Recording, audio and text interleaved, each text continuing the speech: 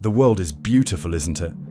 It almost seems as though it is healing, in a formal yet hysterical fashion. Jake Paul got knocked flat on his ass when shit got real. It was a straight right, I believe. Not only did he walk out with a mouse in his entrance, but he got knocked down on his bum so badly, his jaw detached from his face. As happy as this probably made every human being on planet Earth. The following day, Andrew King Cope Tate would enter the real world for the very first time. It didn't involve a 15-year-old girl either.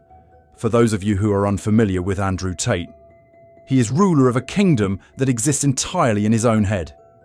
He spent a majority of the better part of 5 years claiming to be the king of alpha males. An alpha male so tough he could split the earth's core with his bare hands.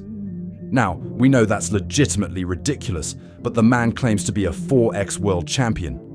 He even claims he can knock out any man on planet Earth. Now, for anyone who doesn't know already, the man gives a whole new meaning to the word fraud. As he sits there with his bald little head, he claims losers are losers, and he wants no part of associating with them.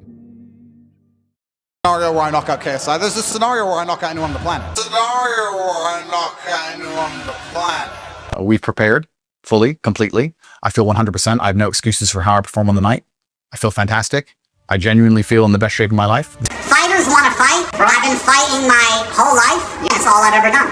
I genuinely, from the bottom of my heart, hope you get up and you're in perfectly good health. That's what I hope. I hope you wake up in the hospital. So, to be honest with you, buddy, I'm trying to hurt you. What's the difference in our characters, and we're going to see which one God rewards. Karma is real. The forces of the universe are real. And that if you go through life operating from the wrong frame, you end up paying the price. And we're going to see on the night. Didn't get the result I wanted, but truthfully the result I wanted was to see if I could still do it. 40 years old, 10 years retired, a little bit of time in a Romanian dungeon. It was always going to be a big ask against someone so much bigger than me, younger than me, more active than me, but I wanted a real challenge. I felt like I won the first 2 rounds, and then because he's 20 kilo heavier, he started leaning on me and sapped some energy. So I have no excuses. I'm not going to say anything bad about him. No excuses. I'm not going to give you any bullshit about injuries or any of that crap.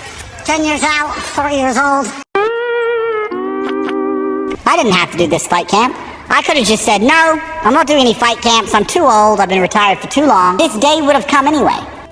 And a loss is temporary. The reason a loss is temporary is because it eventually fades from your consciousness. The loss doesn't stay around for long. And if you lose, it doesn't matter. Chase beat me, but he didn't instill fear in my heart. I'm not afraid of fighting. I'm not afraid of him. He just beat me. I don't even know why he beat me. I got tired after the 2nd round, and I don't know why. If I didn't get tired, I would have won. I'm a better boxer, but I did get tired. Maybe it's ring rust. Maybe I'm too old. Maybe he's too heavy and he kept leaning on me. Never, ever take away your opponent's victory. If I want to get spiritual about all of this, there are forces larger than us people. Why did I get tired? I don't know. It doesn't make sense. The only thing that makes sense is that I was not supposed to win. Why was I not supposed to win? Maybe the win means more to Chase than it would have mean to me. Maybe Chase couldn't handle the loss. Maybe God decided, you know what, Chase has been through enough. Chase doesn't need the loss right now. Andrew can handle the loss better. Maybe God decided. Maybe if I won, we would have went out and celebrated that night, and Tristan would have smoked a bunch of cigars, and maybe he would have died 1 minute earlier. And maybe I get an extra minute with my brother because I lost. And if that's the case, then I'm glad I lost. If God decides that for some reason he's going to instantly gas me when I was in perfect physical condition so that I lose, then I have to accept God's decision. And I took this fight knowing it was a risk. Guys, I could have fought a tin can. I could have fought an idiot and everyone would say, top G, top G, top G. I could have fought some nobody and beat up some nobody. But what's the point in that? I'm not a coward. I might be an older lion, but I'm not a coward. I'm here to fight. I don't think about win and lose. I'm here to fight. And I meant it. If a genie came to me and said, I've seen the future, you lose this fight, Andrew, are you still going to do it? I said, now I have to. I'm not a coward.